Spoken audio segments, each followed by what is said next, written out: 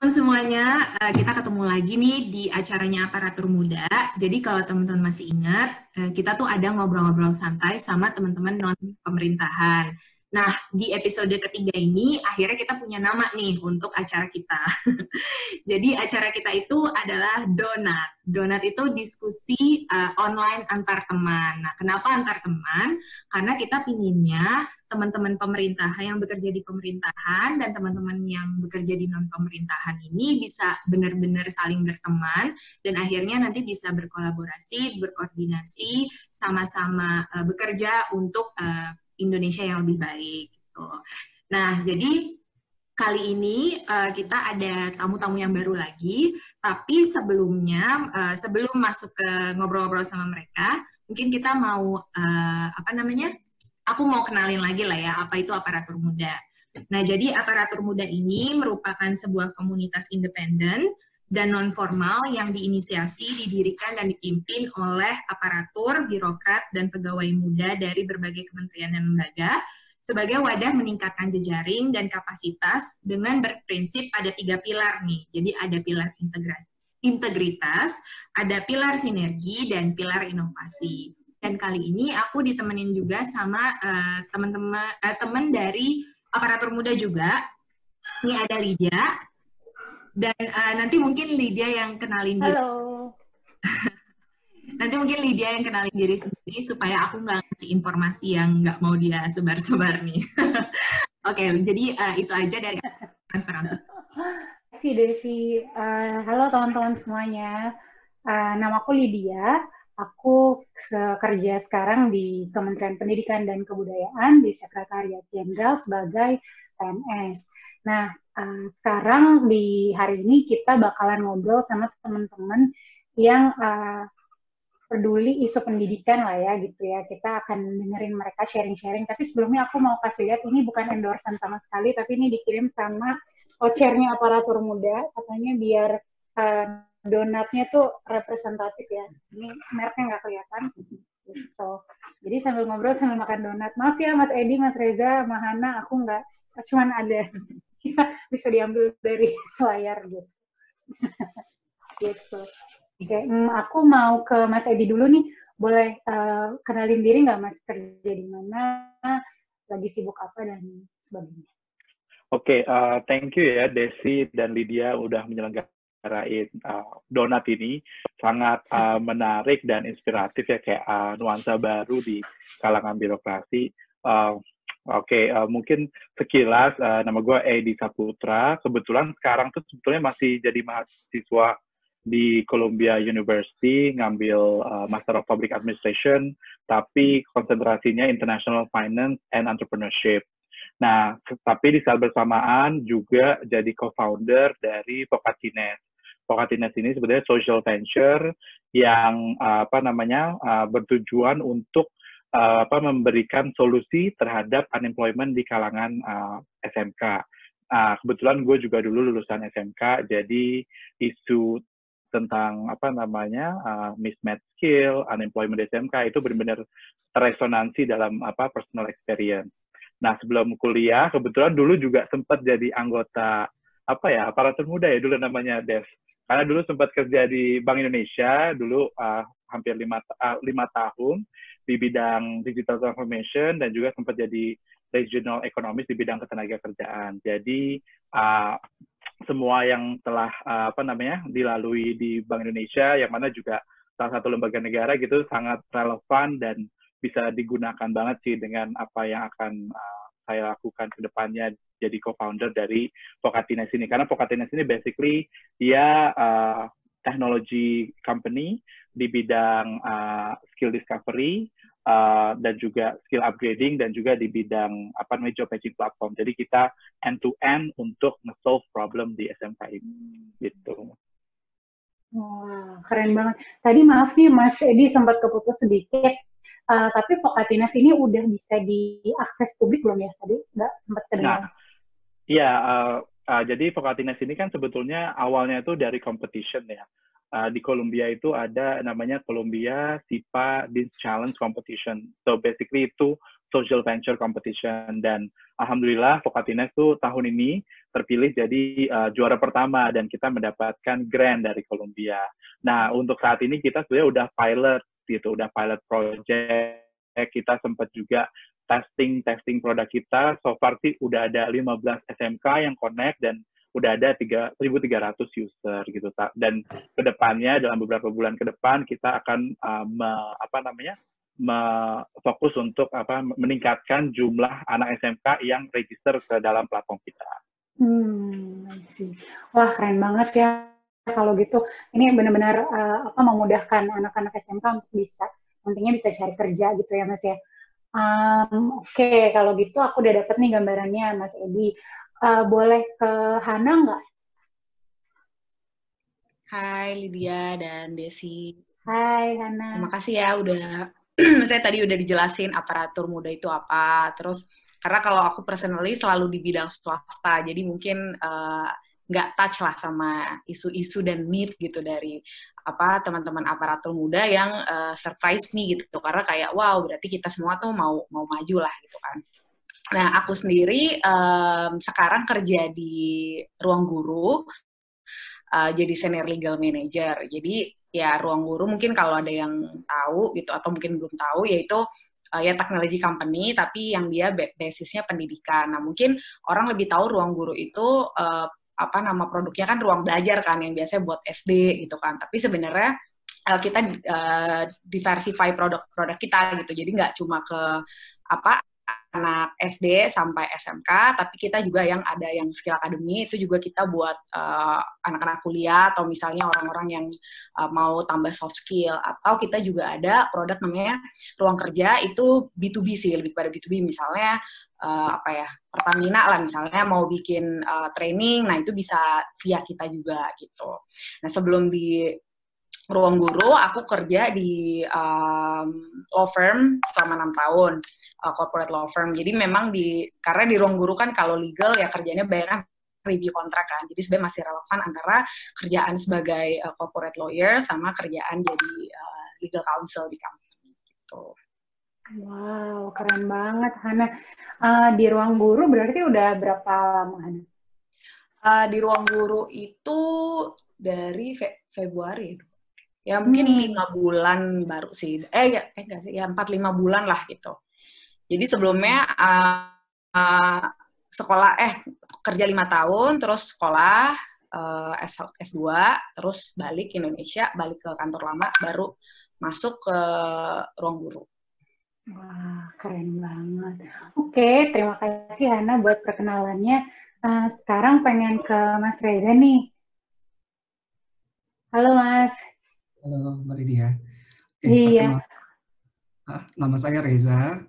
Saya sudah mengajar 10 tahun, mengajar bahasa Inggris di salah satu sekolah swasta untuk tingkat SMA dan SMK. Dan sekarang saya sedang melanjutkan studi di University of Edinburgh, Scotland, mengambil jurusan Teaching English to Speaker of Other Languages. I see. Jadi sekarang lagi ambil master ya Mas ya di Edinburgh. Edinburgh ya, bukan Edinburgh. Oke. Sampai kapan Mas ini di rencana studinya di sana sampai? Oke, sekarang saya di tahap disertasi. Insya Allah akan kelar di bulan September tahun ini. Gitu. Wah, keren. Semoga sukses ya Mas disertasinya. Wah, luar biasa. Berarti ini benar-benar aset bangsa banget nih, Des, 3 orang ini. Iya, makanya. Wah, keren banget nih. Aku mau tanya nih buat buat Hana deh. Aku pengen tanya sama Hana. Sebenarnya apa sih fungsinya Ruang Guru yang inti gitu ya? Karena kalau aku pribadi taunya Ruang Guru itu anak-anak peserta didik bisa ambil les online gitu. Itu apakah benar sesuai dengan Oke, sebenarnya misi utamanya dari founder kita kan pertama kali adalah dia melihat ada masalah di pendidikan Indonesia. Pada waktu itu kan tahun 2014 tuh pertama kali Belpa dan Iman bikin ruang guru gitu kan. Terus mereka melihat oh ini susah nih karena dari daerah Indonesia sendiri itu dari segi geografinya kan susah ya kan. Terus mungkin waktu itu akses pendidikan juga nggak kayak sekarang. Sekarang mungkin semua anak udah buka YouTube, dulu mungkin 2014 belum ada gitu. Jadi sebenarnya keinginan mereka adalah gimana supaya pendidikan itu bisa diakses oleh semua orang sebanyak mungkin dimanapun mereka berada. Makanya sebenarnya ide pertama kali ruang belajar itu kan kita bikin video bermacam-macam ya kan, konten SD, SMP, SMA, kemudian dia bisa di-download ataupun di-streaming. Di-download sih biasanya gitu. Jadi bayangin kalau misalnya kita download file terus udah misalnya saya di Jakarta saya download terus saya pulang ke Papua, saya tetap bisa belajar gitu. Jadi sebenarnya tujuannya adalah itu gitu. Makanya curve-nya kan tinggi banget mungkin 2-3 tahun yang lalu gitu ya, ketika orang belum tahu sama sekali tentang internet dan dengan mereka, dan kita juga kan seleksi guru kan, maksudnya kita memastikan guru kita juga maksudnya orang-orang yang bisa memberikan penjelasan yang bisa dimengerti oleh banyak, dan juga kita juga yang kita branding itu juga kan kita pakai animasi gitu-gitu. Jadi itu sih sebenarnya inti pertama kali ya, walaupun along the way ya dia berkembang, jadi misalnya dia ngasih buat yang tadi long learner gitu, misalnya buat mahasiswa juga gitu. Jadi kan kalau kamu kan tadi bilang bahwa kamu sebelumnya 5 tahun kerja di tempat lain gitu ya, terus yang bikin kamu sebenarnya pingin kerja di ruang guru atau paling nggak yang terkait edukasi ini sebenarnya apa sih, kayak mungkin ada ceritanya gitu? Sebenarnya sih kalau aku personally sama isu edukasi sudah lumayan suka ya. Misalnya kalau dulu mungkin nggak tahu sekarang masih ada nggak ya kayak kelas inspirasi yang kayak gitu-gitu aku suka ikut gitu. Atau misalnya ada juga gerakan 1000 guru ya, itu kan juga ada kan yang pergi-pergi ke daerah gitu. Nah, tapi menurut aku tuh untuk waktu itu kan mungkin karena karir aku dari awal bukan guru gitu. Jadi kalau aku mau pursue jadi guru itu agak sulit gitu. Makanya sebenarnya tapi misalnya ya udah aku pursue apa yang aku jadi sarjana hukum. Tapi along the way kebetulan ada kesempatan dan aku melihat ruang guru itu sebagai institusi yang tepat karena dia punya misi yang baik dan dia juga sudah membangun tools dan infrastruktur untuk bisa menjalankan misi itu gitu. Dan menurutku untuk kadang aku sering rasain kalau jadi individu itu kita mau bikin impact tapi kita susah kalau kita sendiri kan. Makanya kita harus cari kendaraan yang tepat lah bagi kita gitu.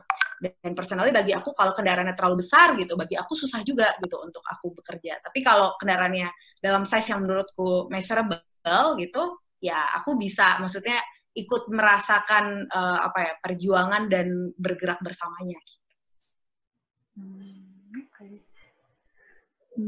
Aku mau nanya ke Mas Reza.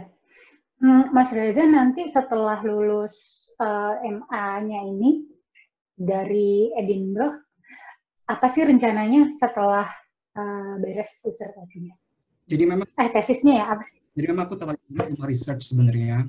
Jadi memang untuk Departemen Pendidikan di Kota Tangerang ini memang sangat membutuhkan research yang bisa dijadikan landasan untuk policy mereka gitu. Dan mereka sempat bilang bahwa mereka sangat kekurangan research mengenai pendidikan. Nah, karena aku sekarang disertasi ini masalah proses belajar dalam kondisi pandemik di Kota Tangerang, yang nantinya akan ke mereka landasan untuk kedepannya gimana.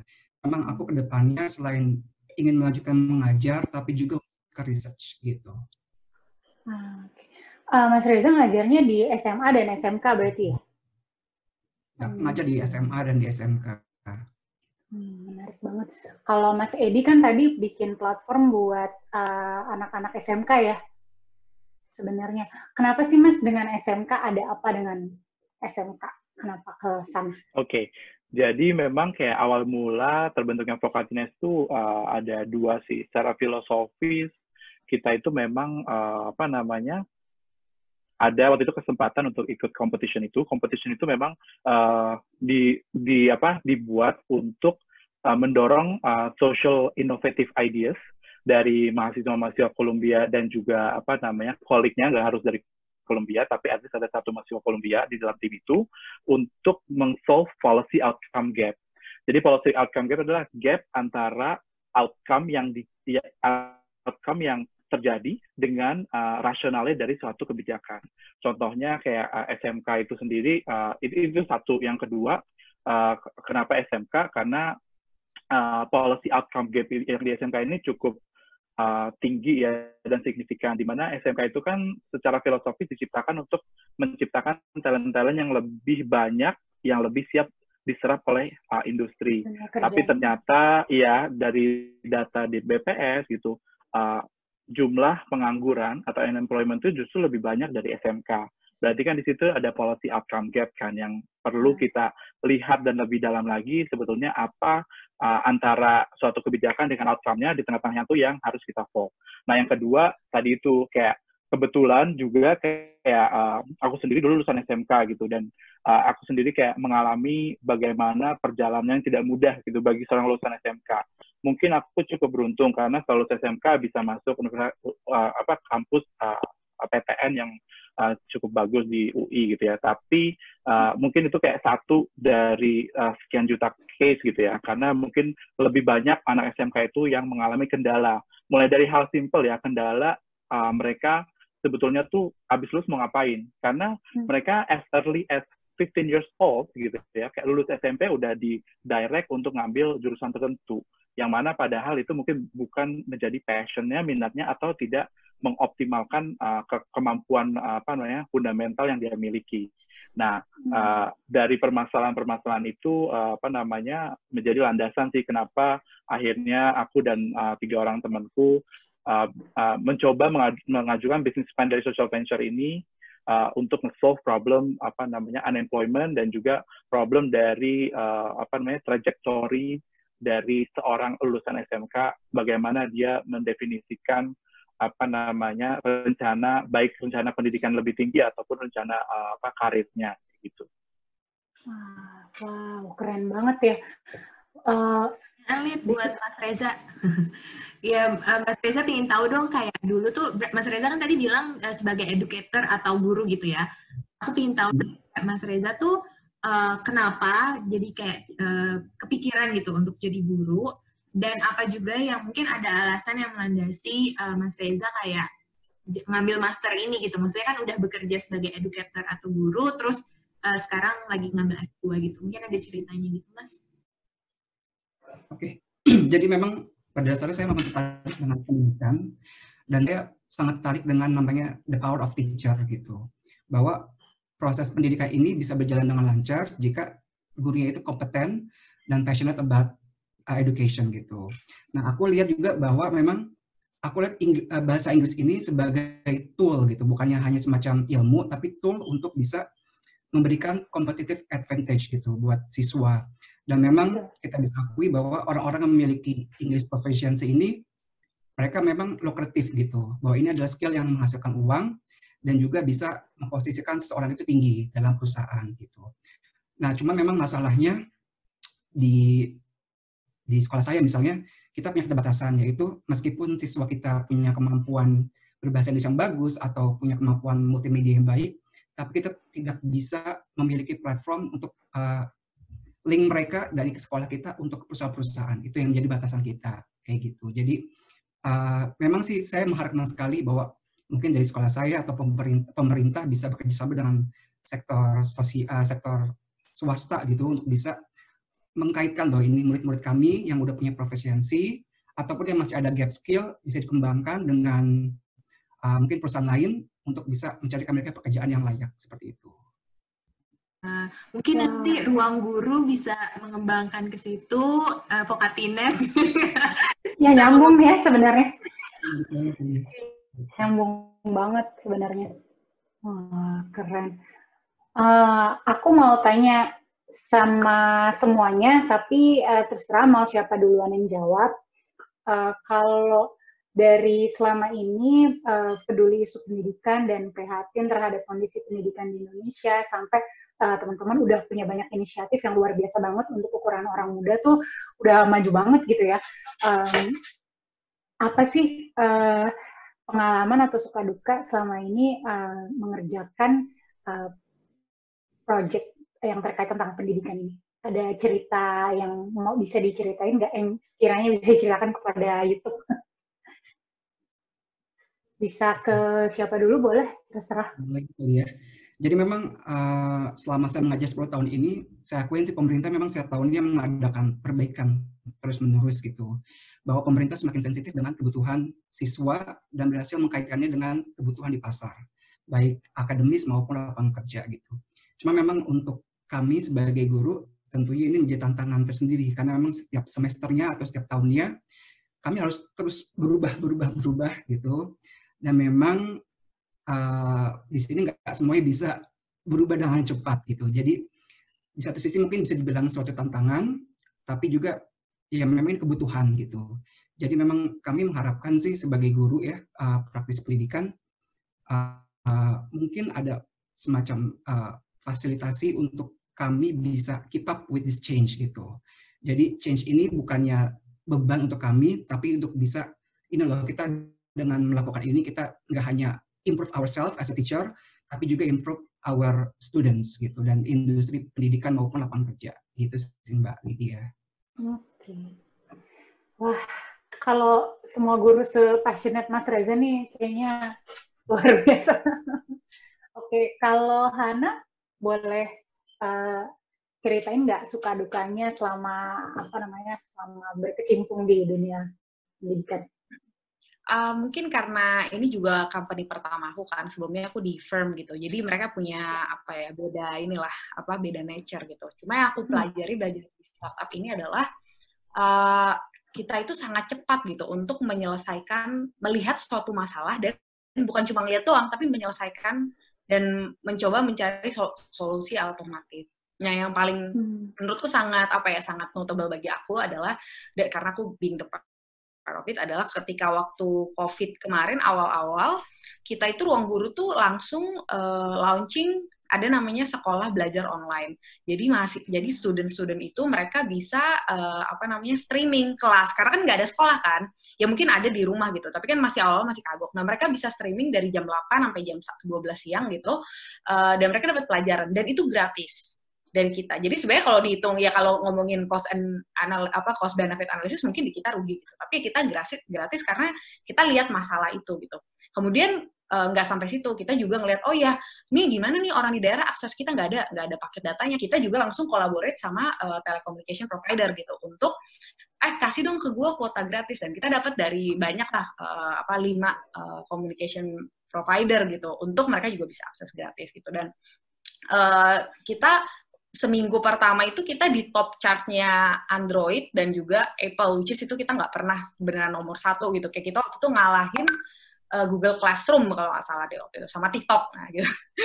Jadi waktu itu sangat ini. Nah, itulah maksudnya aku lihat kayak idenya startup itu adalah dia selalu menyelesaikan masalah sih. Dan kalau dari legal ya aku kan bantu dari segi review kontraknya kayak gitu sih. Jadi solusinya praktikal ya, langsung bisa dirasakan dan bisa langsung bermanfaat buat peserta didiknya, buat siswa-siswanya. Oke, luar biasa banget.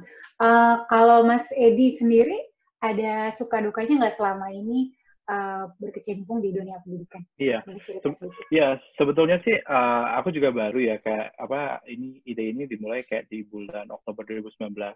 Tapi kayak sebenarnya sukanya udah banyak, dukanya sebenarnya belum banyak, tapi kita udah melihat ke depannya gitu.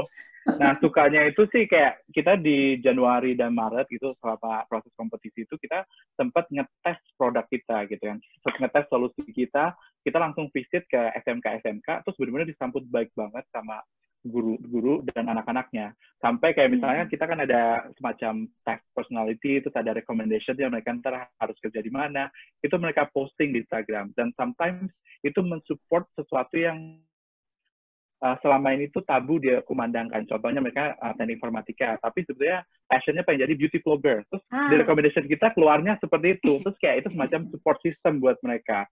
Dan itu sih sukanya kayak melihat bagaimana kita tuh kayak dari pilot project aja udah kelihatan impact-nya langsung gitu dirasakan oleh si beneficiary dari produk kita. Nah, yang kedua, throughout the time gitu kita juga reach out nih, nggak cuma karena SMK dan sekolahnya, kan kita dua sisi nih ke employers-nya. Itu banyak banget teman-teman maupun orang yang baru dikenal tuh, baik yang dari government, kita sempat reach out ke Konjen RI di New York, terus kita sempat reach out ke banyak banget teman-teman yang dari HR praktisi dari berbagai industri itu mau dengan mudahnya sharing sebetulnya pas permasalahan yang dia lulusan SMK di mata employer. Jadi supportnya itu jelas. Kita pengen nge-solve social problem yang robust gitu. Dan apa namanya, itu kayak selalu energi gitu. Mungkin kalau yang kan kayak dari mereka research gitu. Nah, dengan social venture ini kita dapat banyak korban dari berbagai kalangan. Nah, yang terakhir pas kemarin kita dinyatakan menang itu kayak wah kayak apa namanya, kita merasa bangga banget gitu karena itu jadi tim Indonesia yang pertama dapat juara 1 itu, terus dapat grant itu, terus kita bawa sebetulnya ini agak case spesifik ke Indonesia gitu, meskipun applicable di negara lain kayak Vietnam, Bangladesh, Filipina. Tapi kayak kita akhirnya bisa bawa isu SMK ini ke ranah dunia gitu, bahwa ini adalah sesuatu yang matters. Karena emang dari awal kita selalu bilang, meskipun case spesifik kita Indonesia, tapi jumlah beneficiary-nya itu satu tahunnya itu 1,7 juta orang. Dalam satu periode ada 5 juta orang, itu sebesar seluruh warganya Singapura, sebesar seluruh warganya Finland gitu. Jadi kita selalu bawa case itu. Nah kalau dukanya sebetulnya sih belum banyak ya yang di ini, tapi kita sudah melihat berbagai challenge. Misalnya dari sisi pendanaan gitu, namanya social venture itu kan kita kan bottom line-nya itu ada 2, impact dan sustainability secara financial gitu. Kita udah bisa dengan mudah menjelaskan, kita udah bisa nge-proof theory of change-nya, tapi untuk financial sustainability-nya karena memang ini innovative product gitu ya, kayak belum ada di market gitu, kayak kita memang harus testing dan perlu kayak bantuan financing dari grant-grant yang kayak tidak berharap return dari pendanaannya itu di awal, at least untuk membuktikan bahwa this work to solve the problem gitu sih. Luar biasa banget. Ih, senang banget deh kalau dengar solusi-solusinya tuh benar-benar langsung gitu, nggak abstrak, kayak tuh real. Kebutuhannya apa di lapangan ini. Luar biasa. Mantap. Kita harus banyak belajar banget emang lihat ya sama teman-teman ini. Makanya ada obrolan-obrolan ini nih. Siapa tahu nanti ke depannya kita jadi bisa temenan, terus saling diskusi, mungkin kita mencuri-curi ilmu nih. Mencuri terus banget. Nantinya bisa jadi strategic partnership antara pemerintah dengan teman-teman non-pemerintahan ya kan. Aku boleh nanya ya, lihat satu. Lihat semuanya juga nih. Kak Edi dulu kali ya yang jawab, nanti mungkin abis itu Mas Reza dan Hana. Tadi kan cerita suka dukanya general ya, aku pengen tahu dong kayak selama kalian kerja nih, mungkin juga nggak harus misalnya kayak Hana gitu, nggak harus di ruang kerja, tapi dari yang sebelum-sebelumnya gitu, apa sih kayak hal yang dibanggakan dari kantor kalian gitu, dari tempat bekerja kalian, yang menurut kalian tuh kayak ini semua orang nih harus nih ngelakuin ini gitu, dan bahkan misalnya pemerintah nih harus banget nih melakukan ini gitu. Mungkin Kak Edi dulu ya. Oke, ini mau cerita yang mana nih, yang dulu di Bank Indonesia atau yang di Vokatines?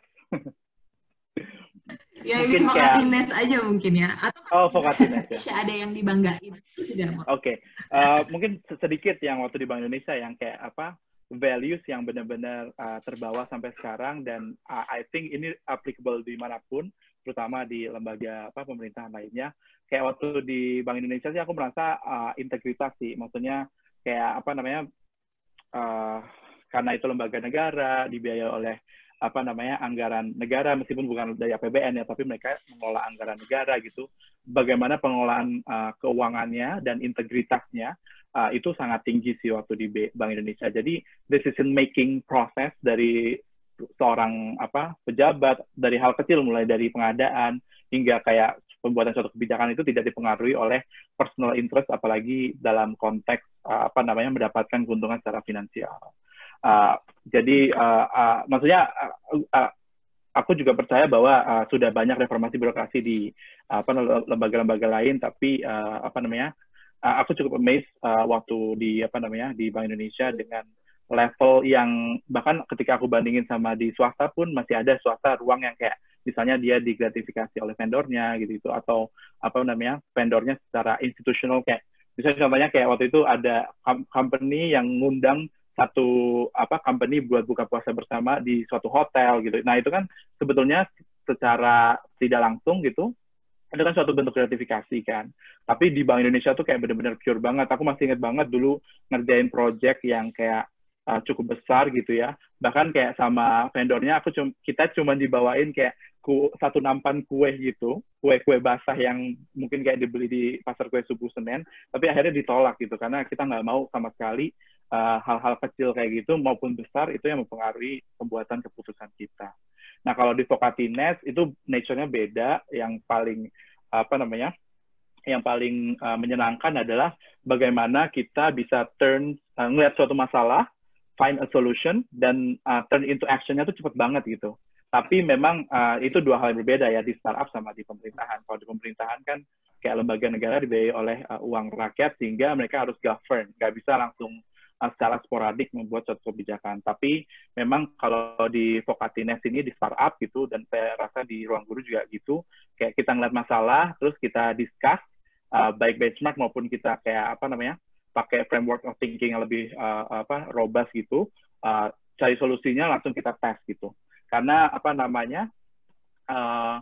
biaya atau dampak dari ngetes misalnya gagal itu nggak besar, tapi kalau berhasil itu impact-nya kayak besar gitu. Jadi kayak kita selalu berpikiran kayak udahlah kita tes gitu. Dan juga kebetulan juga kita kan bekerja di satu tim co-founder ada 4 orang. Nah itu enaknya adalah kayak kita bisa mengartikulasikan suatu argumen itu dengan dengan lebih leluasa gitu ya, kayak nggak perlu unggah-ungguh lah kalau kata orang Jawa gitu. Dan juga emang kita itu mau berantem mau selek itu kita fokus pada dua bottom line, impact atau financial sustainability. Kalau melenceng dari dua itu ya kita nggak usah kayak berantem gitu. Tapi kalau kita misalnya beradu argumen untuk dua hal itu, it's fine gitu. Oke. Wah, menarik banget ya. Integritas dan solusi yang praktis. Boleh dilanjut dong ke Mas Reza kali ya, Des? Oke. Jadi dulu pas awal aku kerja itu, aku lihat bahwa di sekolah aku itu nggak gitu banyak anak yang melanjutkan ke jenjang universitas gitu. Karena memang satu, adanya keterbatasan biaya. Yang kedua, mereka memang tidak bisa memiliki keunggulan yang bisa mendapatkan beasiswa untuk mereka. Nah, waktu itu aku mikir bahwa aku harus menciptakan program di mana aku menggunakan bahasa Inggris sebagai tool gitu. Aku melatih mereka, beberapa anak ini yang punya potensi di bahasa Inggris, aku establish kemampuannya, lalu aku ikutkan dalam lomba-lomba yang diadakan oleh kampus-kampus yang ada di sekitar sekolahku, di mana biasanya setelah mereka udah mampu, mereka ikut lomba, mereka menang, nah mereka ini mulai dapat beasiswa dari kampus-kampus itu.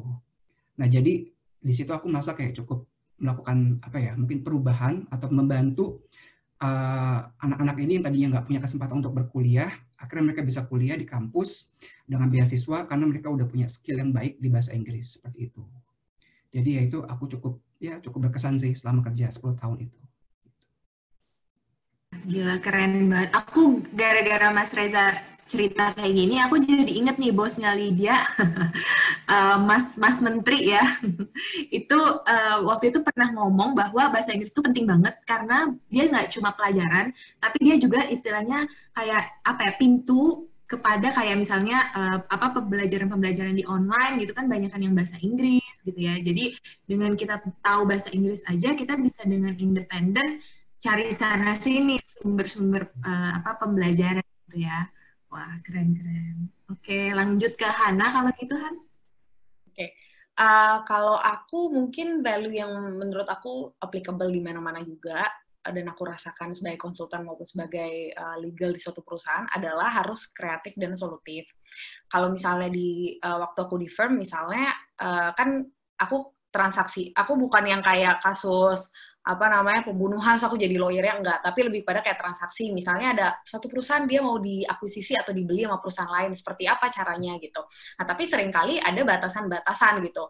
Misalnya kayak, oh ya ini ada asing, ada batasan 80% gitu. Jadi kita nggak bisa nih masuk gitu kan. Misalnya aku kliennya klien asing. Nah, tapi kan apakah kita harus berhenti di situ? Terus seperti apa jalur yang bisa dibuka atau enggak jalur yang mungkin membuat investasi tetap bisa, karena kita nggak boleh menutup mata kita terhadap ini kan, maksudnya dana yang dari mereka yang akan berguna juga gitu bagi si company ini gitu. Jadi itulah yang sebagai corporate lawyer yang aku belajar, oh iya kalau klien ngomong apa ya udah kita harus mikirin nih apa nih solusi yang dia bisa aplikasiin gitu ke transaksi dia gitu.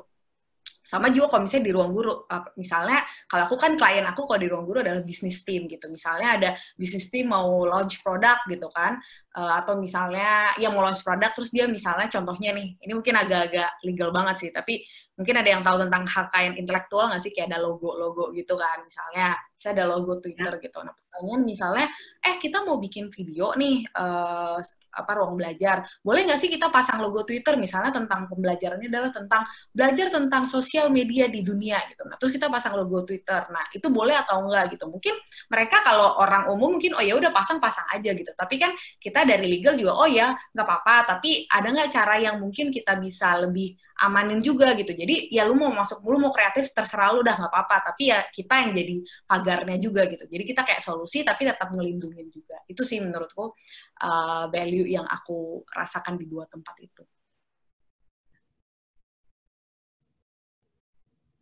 Jadi ngasih solusi, tapi tetap ada batasan, ada koridor yang sesuai dengan peraturan perusahaan dan hukum yang berlaku ya pastinya, karena kan Hana memang.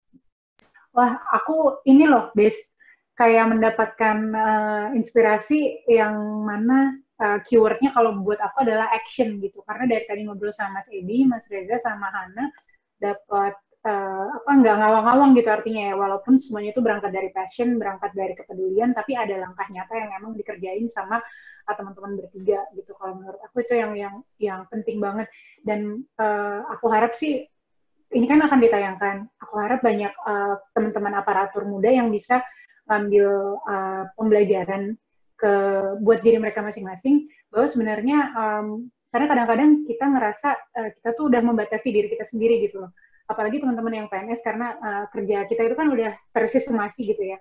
Kita udah tahu kita harus ngapain gitu kan. Untuk solusi, kita memberikan solusi pun harus sesuai dengan koridor yang ada gitu ya. Kita nggak bisa kreatif yang out of the box gitu. Karena there will always be a box gitu kan. Dan kita harus itu. Tapi artinya di sini dari tadi ngobrol sama Mas Reza bahwa misalnya contoh kayak Mas Reza reaching out kepada anak-anak yang emang ya udah real aja. Ini ada anak-anak bagus, aku asal bahasa Inggrisnya, aku ikutkan mereka pada lomba-lomba yang ada di sekitar sekolah Mas Reza. Nah, buat aku itu sangat applicable dan nggak ribet-ribet gitu. Cuman butuh memang waktu dan ya niat sih untuk melakukannya gitu ya. Artinya bisa ditiru gitu sebenarnya sama teman-teman PNS untuk dan ASN gitu ya, nggak hanya PNS, untuk bisa do something more gitu tentang tentang pendidikan gitu. Karena sebenarnya ternyata banyak banget ASN di berbagai kementerian gitu ya, atau lembaga, nggak hanya di Kemendikbud, yang memang sebenarnya peduli isu pendidikan sih gitu loh. Jadi ini sangat sangat relevan, dan mumpung menterinya juga masih muda dan passionate gitu terhadap perubahan, kukira itu adalah suatu diskusi yang bagus ya ini untuk kita awali. Itu kalau menurutku. Gimana Desi, masih ada pertanyaan nggak? Ini aku dari tadi nggak tahu pengen nyatet juga sebenarnya. Untung udah di Iya, aku sih paling pingin ini sih, maksudnya kalian kan di pekerjaan sendiri gitu ya, sudah sangat berkontribusi banget untuk Indonesia gitu kan, melalui apa yang kalian kerjakan gitu. Nah, kalau kalian sebagai individu nih, ada lagi nggak sih kayak apa sih yang pingin kalian kayak kontribusiin untuk Indonesia gitu, kalian karyakan, jadi kalian berikan karya kalian untuk Indonesia gitu. Mungkin Mas Reza duluan kali ya, Mas? Kalau aku sih, jujur aku pengen fokus di research, sehingga aku memang pengen sekali membuat research yang memang bisa langsung diaplikasikan oleh policy maker gitu. Khususnya terkait dengan misalnya penggunaan IT, yang merupakan memang the future of education gitu. Jadi itu memang aku fokusnya mau ke situ, menyediakan research yang bermanfaat bagi pemerintah, kayak gitu. Research bermanfaat buat pemerintah, mantap banget. Silakan. Selanjutnya. Aku boleh. Boleh. Sebenarnya nggak ada yang kalau dari personally aku dari yang misalnya di titik sekarang sih gue nggak ada yang kepikiran oh gue mau ngapain gitu loh sejujurnya. Udah cukup Tapi, banyak ya Han kayaknya. Apa? Kenapa? Udah cukup banyak. Udah cukup banyak. Terus kayak apa ya? Karena gue anaknya ini banget sih, karena hukum kan, jadi risk first orangnya. Jadi lebih pada kayak, oh gue bisa nggak ya kalau gue mau itu, gue achieve-nya gimana, kayak gitu modelnya gue. Nah, jadi kalau gue personal, untuk pendidikan mungkin sekarang ya gue bergerak yang tadi gue bilang di kendaraan yang menurut gue bisa kasih impact gitu. Jadi gue bisa belajar banyak di kendaraan itu, dan bisa melihat bagaimana sih sebenarnya kalau kita mau ngasih impact tuh, scale-nya seperti apa, kemudian apa yang harus kita tawarkan, kekreatifan seperti apakah yang harus kita kasih gitu ke pemerintah gitu. Cuma karena aku orang hukum, aku sendiri memang punya mimpi untuk bisa bersumbangsi di pembuatan kebijakan gitu. Either mungkin misalnya jadi kayak expert di suatu kementerian, itu kan sebenarnya kan bisa kan yang kayak ad hoc gitu. Nah itu aku memang pernah kepikiran, cuma ya belum ada jalannya lah gitu. Tapi itu something yang aku pikirin gitu. Oke. Wah ternyata Hana ada arah ke sana ya. Wah, mudah-mudahan mendapatkan jalur yang sesuai ya, Han. Karena perlu banget nih anak-anak muda yang fresh gitu. Oke, kalau ke Mas Edi? Iya, kalau aku sih mungkin kurang lebih sama, tapi aku ada satu passion tertentu di mana kayak aku pengen nyebarin confidence dan juga providing equal opportunity buat underprivileged population gitu sih. Karena aku sendiri berasal dari first generation, jadi di keluarga tuh kayak ibu dan bapakku tuh kayak nggak ada yang masuk into university level. Nah aku berharap bahwa kayak the same opportunity itu bisa dirasakan juga sama aku rasa pasti ada jutaan anak di Indonesia yang misalnya orang tuanya itu tidak dapat mengakses pendidikan tinggi, tapi anak itu harus lebih daripada orang tuanya. Itu satu. Yang kedua juga again gitu kayak target dari Vokatinas itu kan anak SMK, karena memang anak SMK itu secara demografis mereka itu berasal dari kalangan yang secara income level itu lebih rendah lah biasanya dibandingkan anak-anak SMA, karena mereka kan as early as 15 years old dimasukin ke SMK, terus 18 tahun mereka diharapkan udah bisa menjadi tulang punggung keluarga. Nah itu juga menjadi target dari underrepresented population yang perlu diperhatikan gitu ya, bagaimana kita bisa meng-spread confidence dan juga providing equal opportunity gitu. Karena kadang gitu ya lingkungan terdekat mulai dari keluarga atau lingkungan tempat tinggal itu mempengaruhi bagaimana mereka bisa menggapai opportunity itu. Nah, sehingga kayak aku cukup passionate untuk menciptakan suatu entah community gerakan atau platform untuk membuat mereka itu bisa meleverage up their horizon maupun their vision gitu. Jangan sampai kayak vision mereka tuh kayak hanya terbatasi oleh background keluarganya atau background ekonominya gitu sih. Luar biasa banget menembus keterbatasan dari kondisi sosioekonomik gitu ya Mas ya. Aduh keren banget sih. Aku setuju banget tuh, sebenarnya banyak anak-anak yang punya bakat dan luar biasa. Aku pernah lihat sendiri, tapi memang akses itu yang menyulitkan. Dan itu true story banget gitu. Aku harap dan sekarang ini kan Mas Edi masih exception bukan rule. Aku harap suatu hari nanti kita bisa rule gitu, nggak ada batasan gitu. Anak Indonesia mau ke Columbia hebat banget kayak Mas Edi. Wah luar biasa. Oke, aku ada 2 pertanyaan penutup nih, ngobrol-ngobrol kita hampir selesai. Ada nggak? Ini kayaknya mungkin kalau mungkin bisa agak singkat ya. Tapi ada nggak kebijakan dari pemerintah yang mau diperbaiki atau kira-kira bisa ditingkatin, atau ada kebijakan pemerintah yang mau dikomentarin sama kalian bertiga selaku orang-orang yang berada di luar pemerintahan? Boleh siapa dulu yang mau? Boleh angkat tangannya. Oke, boleh deh. Boleh, Mas Reza, silakan. Jadi aku lihat sih sekarang dari Kemendikbud ya, pemerintah, aku setuju banget dengan pemerintah bahwa mereka berniat menjadikan kebijakan pemerintah ini berhubungan dengan pengadaan lapangan kerja. Sehingga memang tidak hanya ini berdampak pada ekonomi, tapi juga berdampak pada pendidikan. Sehingga nanti anak SMA atau anak SMK ini nggak perlu khawatir mereka apakah bekerja atau enggak. Jadi dengan kebijakan yang pemerintah ambil sekarang ini menurut saya salah satu kebijakan yang impactful gitu. Impact-nya luas dan juga bermanfaat gitu, khususnya di bidang pendidikan. Oke, thank you Mas Reza. Mungkin Mas Edi atau Hana, siapa yang mau duluan? Boleh? Mas Edi dulu mungkin? Oke. Sebetulnya secara overall terkait pendidikan vokasi, pemerintah baik Kemendikbud maupun kementerian lain itu udah cukup proaktif kayak menciptakan insentif maupun kayak kolaborasi antara industri dengan dunia pendidikan vokasi.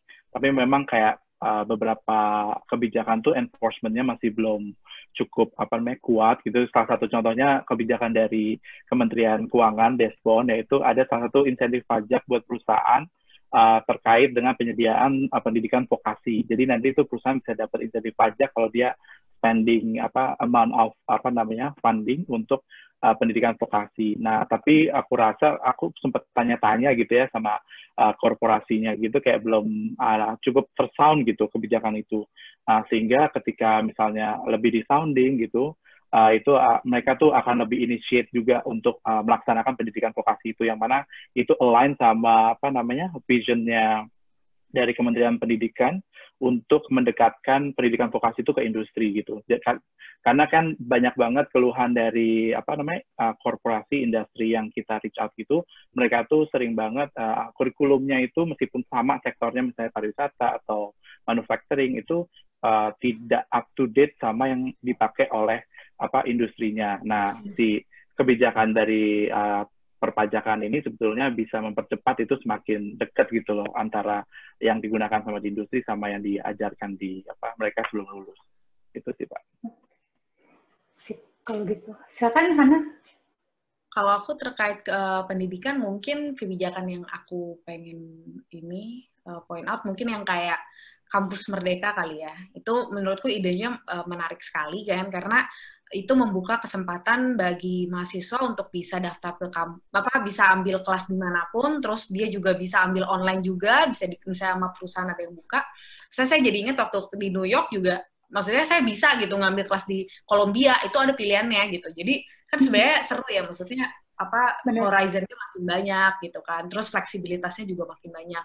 Nah, cuma mungkin saya tahu karena itu udah ada beberapa Permendikbud yang dikeluarkan gitu. Cuma seringkali tuh yang ada dalam praktek itu adalah susah, agak ada ya problematik di koordinasi antara pemerintah daerah dengan pemerintah pusat gitu, in terms of peraturannya gitu. Kadang kita, ya kalau saya lah dari perusahaan sering misalnya ngurus perizinan di daerah ngomong apa, di pusat ngomong apa. Nah, kadang itu akan affect the business, affect the campuses gitu-gitu sih. Jadi ya mungkin itu aja sih untuk kalau misalnya emang jadi goal, maksudnya project-nya mau difokusin ya mungkin peraturan pelaksanaan dan juga koordinasi dengan pemerintah daerahnya bisa lebih dipertajam. Sinkron. Tapi kayaknya ini ya, dari tiga-tiganya nih ada satu pattern yang sama gitu. Jadi basically kebijakan-kebijakan sudah sangat baik, sudah cukup baik lah ya, sudah semakin progresif, tapi perlu dikuatkan dalam enforcement dan koordinasi antar pihak-pihak yang relevan terhadap kebijakan tersebut gitu ya. Itu PR kita banget sebagai aparatur muda ya. Tadi udah di-mention soalnya, Desbon itu Kemenko. Oke. Iya, benar terpanggil. Siap, terpanggil. Oke, aku mau nanya terakhir nih, Des. Boleh nggak? Atau Desi masih ada pertanyaan? Boleh, Lydia dulu aja. Oke, aku mau nanya, mau minta, bukan wejangan ya, tapi pesan-pesan kali ya buat dari teman-teman kepada teman-teman kita yang ada di dalam sistem, teman-teman aparatur muda Indonesia. Apa sih harapan kalian atau pesan-pesan kalian buat kami yang berada di government? Mungkin bisa ke Hana dulu kali ya? Mungkin pesannya untuk bisa terus proaktif kali ya. Misalnya aku senang banget nih bisa ada gerakan-gerakan seperti ini, walaupun mungkin kalian bilang, oh ini independen gitu kan, terus apa namanya, ya mungkin ini masih gerakan kecil, tapi kan nggak tahu gitu, maksudnya ini efeknya nanti gimana, atau mungkin ada momen sesuatu apa namanya level tertentu bisa melihat bagaimana aspirasi gitu. Nah, itu kan bisa muncul dari proaktif gitu, untuk mau ngelihat, oh ada something wrong di sekitar gue nih, gue harus bantuin ini gitu. Jadi apa ya, proaktif dan mau ini sih, mau apa ya, inline sama misi organisasi kalian masing-masing gitu. Kalau misalnya organisasi Menkeu mungkin, oh ya kita harus ciptain apa ya, sistem keuangan yang robust, terus orang-orang apa peraturan jelas gitu. Nah itu apa ya, bagus kalau misalnya kalian juga peduli gitu sama visi dan misi itu gitu. Itu sih kalau dari aku. Thank you Hana. Kalau gitu ke Mas Reza. Ada pesan-pesan nggak buat teman-teman ASN muda? Kalau aku sih ingin mengingatkan kembali bahwa baik swasta maupun pemerintah sebenarnya tujuan kita sama kan, tujuan kita untuk perbaikan masyarakat Indonesia gitu. Jadinya yuk mari kita saling reach out, saling bertukar pikiran kayak gini, sehingga kita bisa tahu masalahnya apa dan kita bisa saling bertukar pikiran untuk menemukan solusi. Itu sih, jadi keep up the good work, kayak gini ini udah oke banget menurut aku. Gitu. Aduh, jadi terharu. Thank you Mas Reza. Boleh ke Mas Edi sekarang. Ya, sebetulnya emang echo apa yang dikatakan Mas Reza. Jadi emang sebenarnya pemerintah dan apa namanya korporasi itu kan benar-benar kayak sebenarnya punya satu tujuan untuk meningkatkan Indonesia yang lebih baik, terlepas dari sektor-sektornya. Cuma memang kadangkala masih ada gap. Kadang misalnya pemerintah menilai swastanya bandel, swastanya korporasi menilai, aduh pemerintah nih ngatur banget nih sampai nggak ada ruang gerak buat inovasi gitu. Nah kadang itu terjadi karena nggak ada komunikasi yang lebih dekat gitu. Nah sebenarnya donat ini kayak bagus banget untuk first steps nih gitu. Tapi kedepannya itu juga diinkorporasi dalam setiap pembuatan policy making, terutama kalau teman-teman udah jadi eselon 2, eselon 1, bahkan menteri gitu ya nanti, itu benar-benar harus dekat banget sih sama target dari policy itu. Karena kadang kalau kita cuman dari nggak deket dan nggak bisa tahu cara berpikirnya, kadang hipotesis kita tuh nggak tervalidasi. Nah, dengan kita ngobrol, kita dekat, itu bisa memvalidasi hipotesis kita. Karena salah satu alasan kenapa policy itu akhirnya implementasinya kurang, karena yang dipikirkan sama pembuatnya sama yang pelaksananya itu kadang beda gitu. Nah, hal itu sebenarnya bisa ditingkatkan dengan kayak interaksi yang lebih dekat, lebih transparan kayak gitu. Wah, keren banget. Solusinya dan pesan-pesannya aja tetap realistis dan praktikal gitu loh, Des. Oke. Iya, benar. Sekarang... Dan itu sih nambahin dikit aja. Setuju banget sih, mimpinya sih sebenarnya buat kedepannya kita bisa, teman-teman di pemerintahan ini bisa koordinasinya dengan semua stakeholder gitu ya, semua bisa cair, tapi juga kayak Hana bilang bisa govern juga, jadi tetap ada kaidah-kaidah peraturan, tapi bisa lebih fleksibel dan lebih cair. Doain ya. Amin.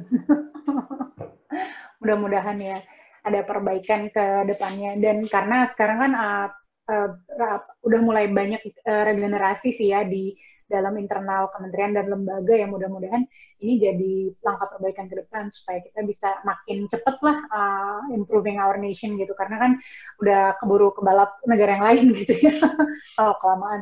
Oke, kalau dari aku kayak gitu, udah puas banget hari ini nanya-nanya sama 3 orang keren, 3 anak muda keren, dan aku dapat banyak banget pelajaran yang bisa aku bagi juga sama teman-temanku di Kemendikbud. Makasih banget untuk waktu yang udah diluangkan sama Mas Edi, Mas Reza, dan Mbak Hana. Di tengah-tengah kesibukannya, thank you banget udah mau ngeluangin waktu buat aparatur muda. Luar biasa banget nih. Keren. Dari Desi, ada lagi yang mau ditambahin nggak, Des? Udah, aku juga paling terima kasih aja buat teman-teman nih, Kak Edi, Mas Reza, Mbak Hana, udah meluangkan waktunya sama, dan balik lagi tadi, terus aku kumandangkan gitu ya, semoga nanti ke depannya kita bisa adalah maksudnya kerjasama lainnya gitu ya, paling nggak untuk level-level kita mungkin menyuarakan nama-nama ada rapat-rapat di kantor gitu mungkin ya. Ya, benar. Jadi kita bisa mulai mempromosikan kepada pimpinan-pimpinan kita kan gitu loh, misalnya dengan solusi yang praktikal dan fresh, kalau memang kita bisa kolaborasi untuk cari solusi yang real dan dan sesuai dengan prosedur dan peraturan, kenapa enggak kan gitu. Kalau menurutku seperti itu. Thank you banget ya semuanya atas waktunya. Mudah-mudahan nanti jangan kapok ya kalau diundang lagi sama aparatur muda buat ngobrol-ngobrol. Tak kapok kan? Enggak dong. Yes. Kalau gitu, oke, kalau gitu makasih semuanya. Silakan kalau mau pamit undur diri dari Zoom ini. Thank you dan sampai ketemu lagi ya semuanya. Dadah. Oke.